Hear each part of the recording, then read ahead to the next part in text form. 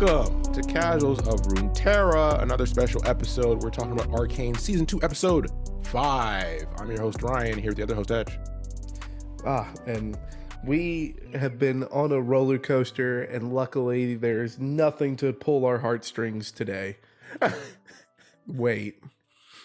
We promise not to cry on this episode. That's one of the benefits of doing it in this style is unlike other, like last time we did this, we watched the episode and immediately did the podcast and we're sniffling as we're telling certain parts.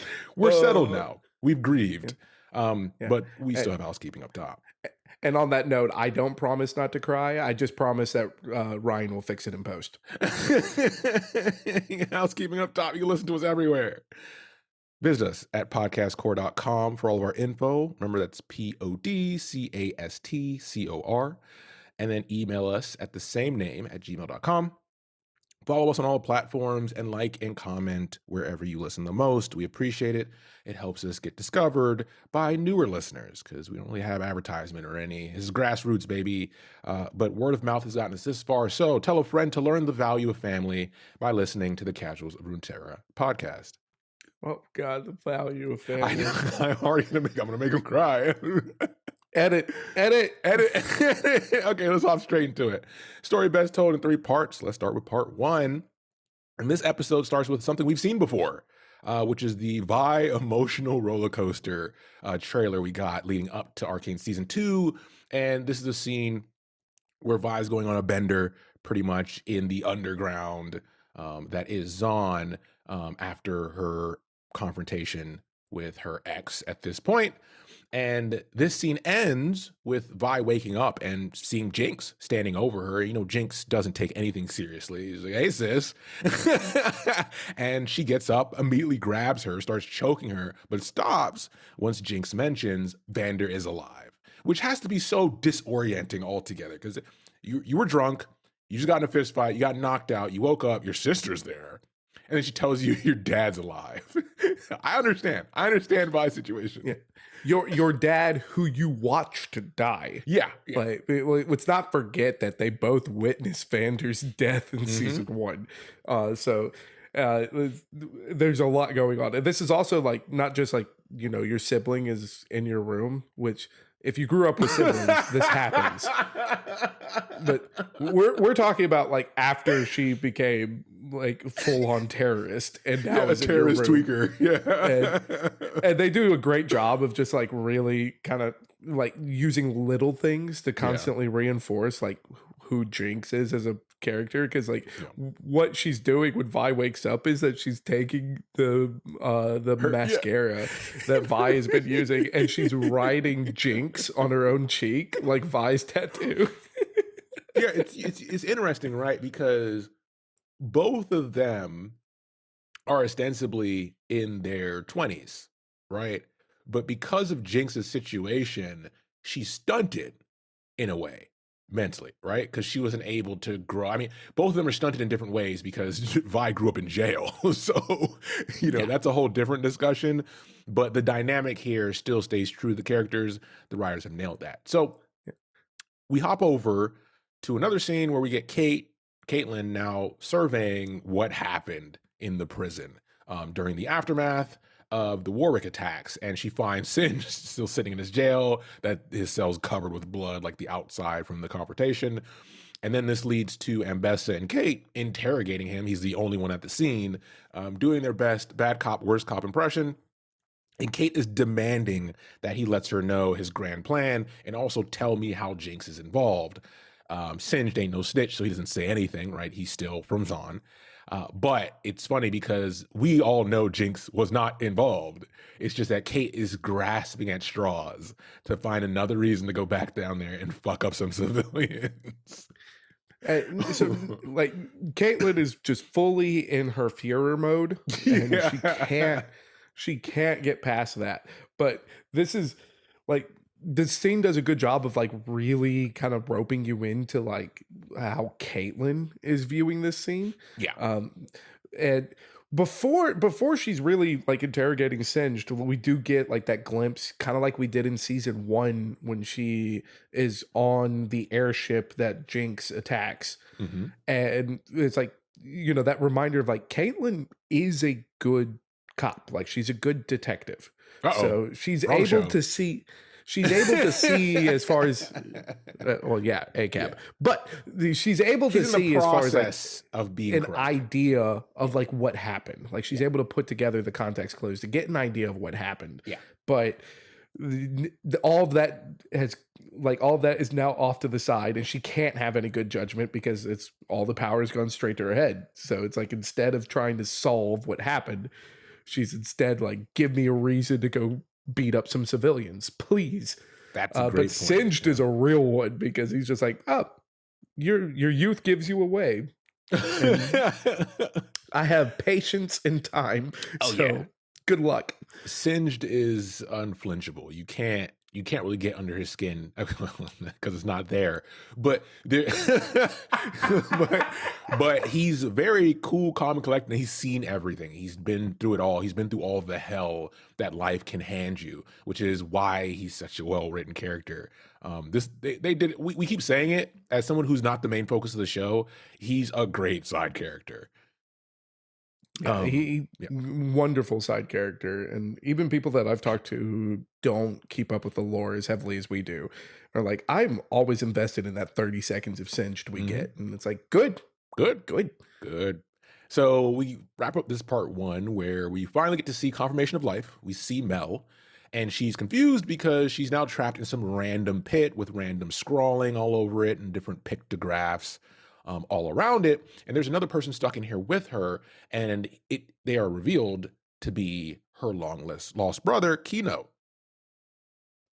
And this is a big reveal because up to this point, like the only thing that we've really heard about her brother is that his death is what brought Ambessa to Piltover.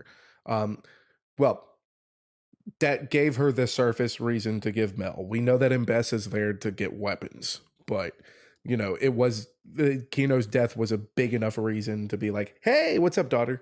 Yeah. So this is a big reveal as far as that, like Kino is alive and the Black Rose got him. So this is the organization that has been hunting the Medardas, and the worst has come to pass as far as to Ambessa's fears, right? So part two, we start off back with where we left off before the intro plays, with Vi now following Jinx and Isha to this boarded up Minecraft cart or Minecraft shaft that's no longer in commission. And as they're going along, Vi still doesn't believe that Jinx is telling her the truth. They end up getting another fist fight, as sisters do, until Isha gets involved and starts like banging on Vi's head, and Vi's like, "Oh, this is a waste of time." And then she notices during this confrontation that there's this connection between Isha and Jinx that calms her down because she didn't expect it. She doesn't know who this kid is, but she can tell like this is not the usual. Like there's something still in Jinx by watching her interact with Isha rather than just their interactions. Yeah, and as far as like the argument that leads up to the actual fists being thrown, I feel like we could probably have a whole episode Yeah. breaking that down because Jinx does not hold back in her verbal onslaught against Vi. Yep. And weirdly enough, it's all coherent and logical, Yeah. which is terrifying. Now, a big thing to point out here is that at the end of them throwing fists, like Isha is like jumping on Vi, trying to get her off of Jinx, and bites Vi, and Vi hits her off. Yeah. And when she hits her off, she kind of busts her nose up, so her nose is bleeding. Yeah. This is important since they're on the way to see Vander, who is now Warwick. Mhm. What is Warwick like? What is his whole deal? Blood. Oh yeah, Right. that's a big thing. Right. Like a shark out of water. So Oh we, boy. we finally cut over to get some Ambessa action. And as Hedge mentioned in the first interaction when they're interrogating Singed, Caitlyn's doing most of the talking and Ambessa's just watching, which is always a dangerous thing. Now, Ambessa is meeting secretly with Singed. She has him alone, and she's essentially offering him an alternative to what Kate offered him, which is just to imprison him for life in a pit and letting him rot in jail. And she's willing to do this, and Bess is willing to do this for his quote unquote services. And with this, Sin starts to open up about his past, about his experiments, and about Warwick slash Vander. And they like this kind of like sets into stone what we as an audience already knew, because we knew as far as like Vander as what he was presented to us in season 1, and that he is a very prominent figure in Zon. and Grassroots, this baby. and this sets in stone that he is a prominent figure because Singed is arguably the most reclusive character Mhm. out of any character that we're following in Arcane, and he knew Vander. Like he even points out that it's like he was once a respected man. Yeah. So I don't know if that really just speaks to Vander's character or if that just speaks to how kind of screwed up Singed is, where he's like, Yeah. yeah, yeah, no, he was one of the most respected people here. I knew He's who he was. Yeah, Singed is operating on a different type of morality due to his circumstances, right? Because like he didn't pick Vander because Vander was just a dead body to play with, right? There was more there, and we're starting to see that as we learn more about Singed. So, uh, following this, we hop back over to Mel and her situation, and her and Kino are kind of just talking about their mother, Ambessa. And as they're talking, Mel notices that the markings on the wall mean something on this pit, and it may be a puzzle. And she begins to think through it. And during this, Kino's kind of talking to her, telling her that there was a rumor that he found out that put him in this situation, about their mother possibly having another secret child, and that secret child being very important to some very dangerous people. And this is what led to them being captured.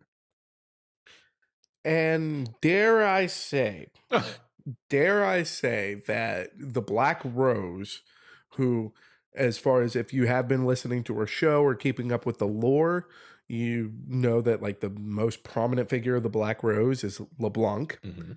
Um, Spoilers. so the Show. black, yeah, the Black Rose. So the Black Rose kind of dabbles very heavily with magic, Mhm. and they are hunting the Medarda kids because of a pregnancy. Mhm. Have we ever talked about magic pregnancies on the show before?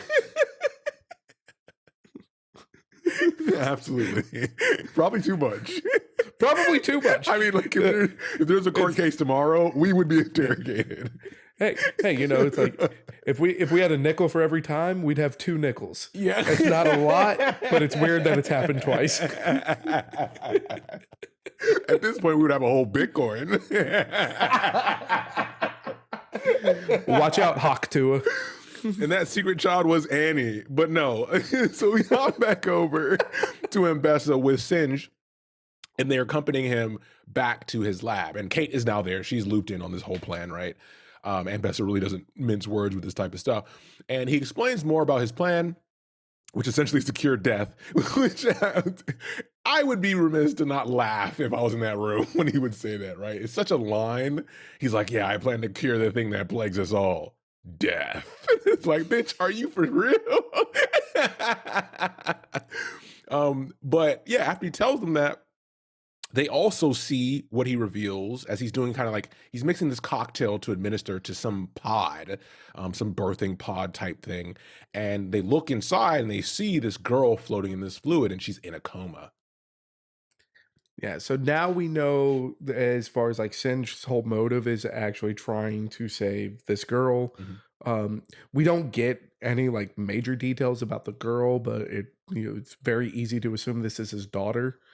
And this is why he started down the venture of creating Shimmer, and then ultimately all these different experiments that led to Warwick. But we also get a different name, like an actual name for his character here, because Caitlin did some digging and it was like, yo, I know who you are, Mhm. and you are a criminal that has been stricken from the record. I'm an idiot, of course, and didn't write down the name in my notes. Corin Revick. Thank you, Corin Revick. So we now have like a bit more history as far as on Singe, but this is really funny because it's like Caitlin is like hella pissed Yeah. because Corin Revik is not a good dude. But Ambessa is just kind of staring at her like, nah, I made a deal. Yeah. Yeah, like, too bad. Put your gun away. I made a deal. So we then hop back to Mel again to wrap up this part, and she's focusing back on the puzzle and trying to free them, right? And during this, Kino tells her, be careful because usually there's consequences when you fail a labyrinth's puzzles. And she notices that this person isn't her real brother. And she kind of gets close in and then grabs his head and slams it into the wall. And you start to see that effect that we now associate with the Black Rose's presence start to scatter across the wall. And then she's teleported back into this Black Rose dimension, we'll call it, and is chained by the same powers she was chained by before. But this time, she's resisting. And she's beginning to glow this bright light as she's being more and more defiant, which is actually something, if you listen to our episodes, is usually associated with like powers from Targon, which is unique here. Yeah, like it definitely gave off much more of like that aspect vibe, Mhm. which really is very different as far as what we've seen in the show so far.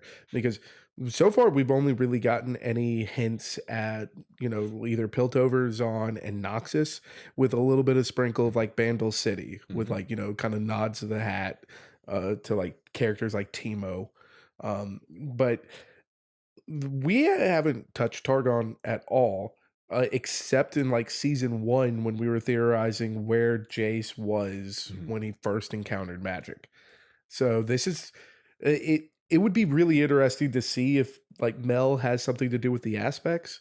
Um, but otherwise, like this scene was really cool because it was really cool to me because this is the Black Rose I expected. I mean, LeBlanc's whole thing is smoke and mirrors. Mhm. So yeah, I need to test you, but why should I show myself? Let me show someone that you actually trust. Let's dangle a little bit of false hope in front of you, and then we'll see what happens. And that is LeBlanc in a nutshell. And the only way this could have been better is if like LeBlanc actually showed up. But a guy can dream. Yeah, you got to save a few tricks, right? Yeah, And it's smoke and mirrors. yeah, and We it's can't show the obvious. magician yet. Yeah, it's obvious that the Black Rose is interested in Mel in some capacity. They're not just trying to get back at Ambessa, and they're not just trying to get rid of her. There's something more that they're trying to figure out before they take their next action. Yeah, And that's and that's proven here. and And one of the other things that I really like about this is that it confirms like the suspicions that the Black Rose have as far as with the Medarda kids. Yeah. It also gives us the audience like the understanding of why this is happening to Mel, but it doesn't actually confirm the story that they spun for Mel, Yeah. which is perfect Black Rose Yeah. because what if the whole pregnancy story was just a gag? Yep. We don't know. None of this actually confirms any of it because the person that was telling it wasn't even real. I hate it when that happens. I love it. This is Black Rose. This is why we were excited to see some Black Rose shit. Yeah, exactly. And this takes us to part 3 to wrap up the episode. And we go back to the mines with the trio, and they stumble across an old work shed. And this is the emotional part of the episode. I think this is the part that caught a lot of people off guard. Because as they're going through this work shed, they start to see some familiar items like the glass that's similar to Vander's favorite glass that he had in the bar. And then they see like a dusty letter, and they pick up the dusty letter, and Jinx begins to read it out loud, and they find out that it was written by Vander, and it was an apology to Silco, and he never saw it. And as they read it, they're like, "Holy shit, this could have changed everything if this place wasn't abandoned. So why was it abandoned?" Question mark. And like they already start really early as far as with the emotional like really pulling you into like how Jinx and Vi are reacting to this, Yeah. because before they even read the letter, Jinx finds a jacket that belonged to Silco, Mhm. and she starts kind of choking up a little bit and smelling it, which if anyone out there has ever lost a loved one, which is all human beings because death is surrounds us, Like, like you probably have either experienced this Yeah. or have been directly next to someone who's experienced this before. So it's like, okay, yeah, right out of the gate, starting part three off with just stabbing a knife right between the ribs. Yeah, and then they, get out of there pretty quickly because Vi, you can tell that she's like, "Okay, I don't wanna be in this anymore. Let's keep this search going," right?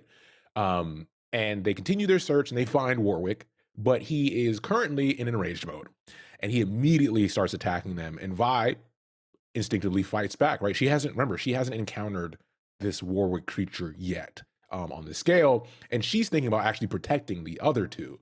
And Jinx is kind of yelling at her, "No, Vander's in there. Don't do anything crazy." And Vi's like, "What the fuck? This is a beast, right?" So he starts to kind of flash between consciousness and rage, and there's a moment where he once again charges Vi. And this time, instead of fighting back, she kind of puts her hands to the side in submission, and then suddenly we get a jump cut to a flashback, which Hedge and I love. So much. But in this moment, this was very well handled. We get shot the flashback, and there's Vander at a bar, a young Vander, and Silco with a ponytail or a bun, right? At a table, Silco's writing some stuff down, Vander's making some drinks or cleaning some glasses, and then there's a woman there who's like dancing next to a jukebox. Yeah.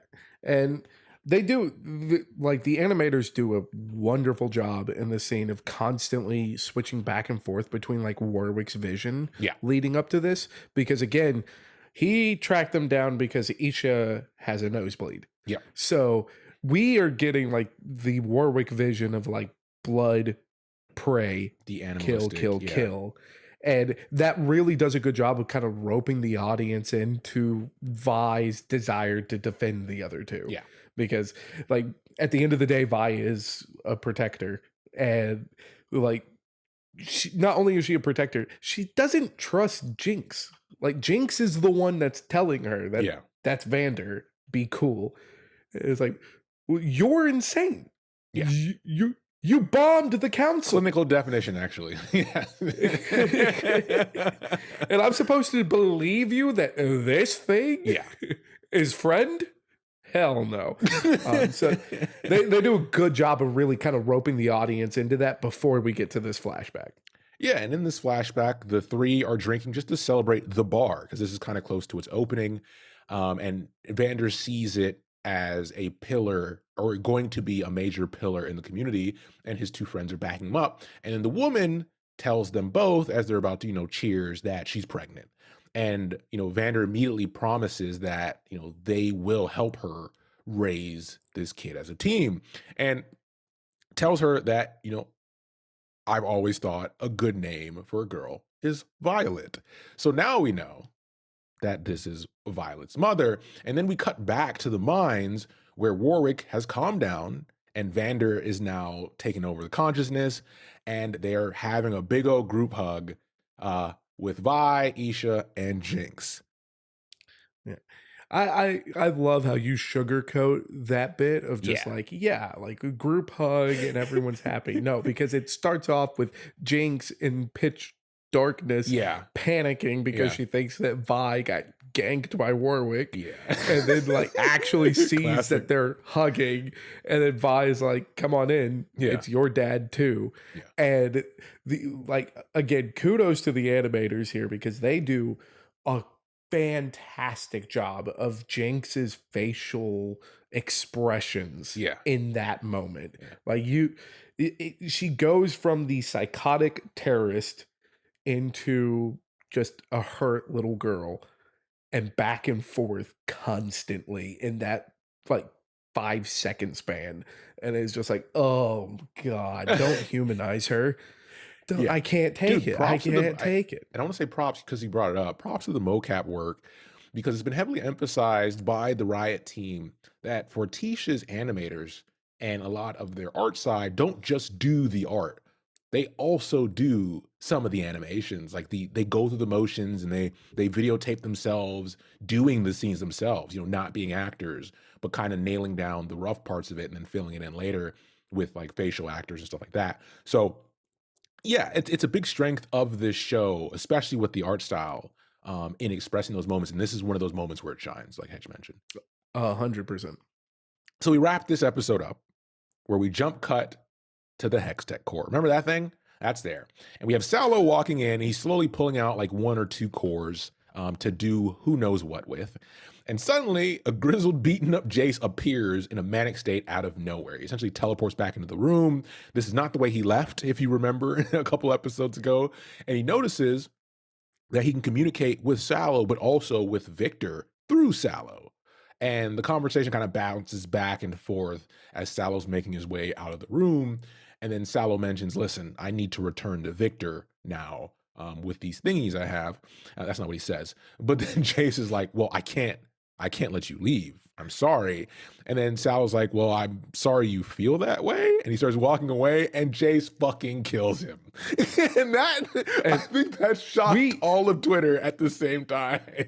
We need to emphasize, as far as in your words here, specifically fucking kills him. Yeah. I mean, this is arguably with some of the most graphic that we've gotten as far as like in Arcane, other than like episode 1 of season 2. Because this moving game knocks you back. This move does not splatter you onto the camera. Not what this does.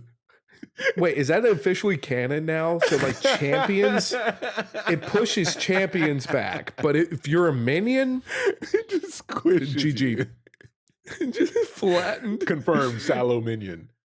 Oh my god! Someone needs to edit that scene. Except just they've already done like it. The yep. They've already done it. Yep, they've already done it. I know what you're gonna say. It's out there. I love the internet.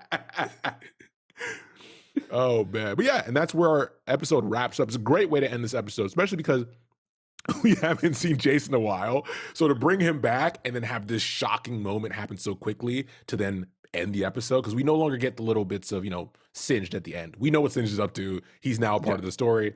So yeah, this was a great way to end this episode. Yeah, and I'm glad you brought up that it's like we don't get the end with Singed anymore, because like they did such a good job of like giving us the bare minimum of Singed and keeping us roped in with it. Whereas now this is the farthest from bare minimum, right? Yeah. Like we have a literal shell-shocked Vietnam veteran Jace with a gun who we haven't seen in a hot minute. And he kills an ascended.